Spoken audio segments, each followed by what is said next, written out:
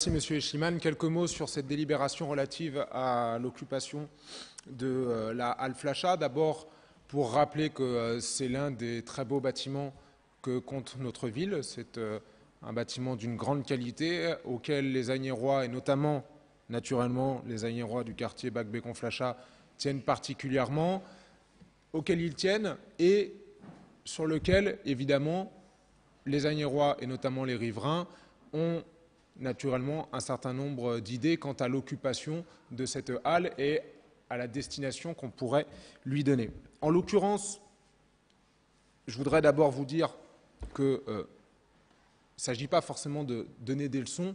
Moi, je considère, pour dire les choses clairement, qu'à ce jour, chacune des municipalités qui se sont succédées ont fait ce qu'elles pensaient être le mieux, mais qu'aucune n'a véritablement trouvé, je le pense, la bonne solution pour l'occupation de cette halle. Donc, que ce soit dit une fois pour toutes, je pense qu'on a tous, quelles que soient nos majorités respectives, celles auxquelles on a pu appartenir, je pense essayer d'avancer dans le bon sens, mais on n'a pas, à mon avis, encore trouvé la bonne solution pour cette halle.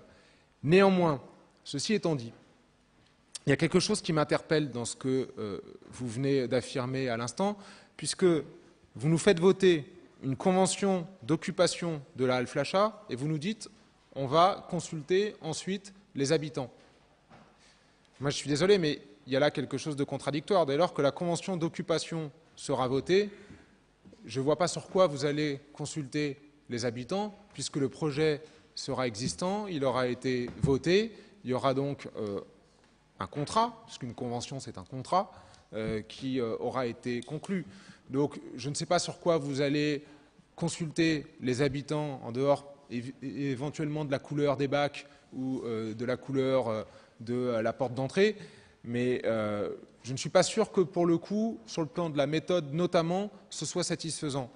Je ne pense pas d'ailleurs être le seul à avoir cet avis, puisque un certain nombre d'Agnérois et d'Agnéroises avec lesquels j'ai pu échanger dans ce quartier m'ont indiqué qu'ils avaient des projets auxquels ils avaient réfléchi, notamment pour certains, mais pas uniquement au sein des conseils de quartier, du conseil consultatif de quartier Bac-Bécon-Flachat. Ils m'ont indiqué que plusieurs idées avaient été évoquées. Ils m'ont même indiqué qu'ils vous auraient déposé un courrier récemment pour se plaindre d'une absence de concertation. Me dites pas non, je l'ai vu ce courrier. Donc, bon, bah, ils ont menti alors, manifestement. Je sais pas, je vous vois hocher la tête. Donc, bon, ils m'ont menti, mais en tout cas, ils m'ont dit, moi, qu'un courrier aurait été déposé, M. Eschiman, pour se plaindre d'une absence de concertation et d'une absence de prise en compte des projets sur lesquels ils avaient travaillé et des propositions qu'ils avaient formulées.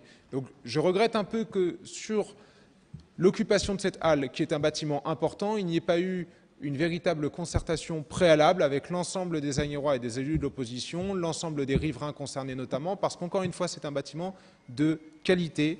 J'imagine que vous me répondrez que je raconte n'importe quoi, mais vraiment, je regrette que ça n'ait pas été le cas. Je crois que c'est une occasion manquée, c'est un petit peu dommage.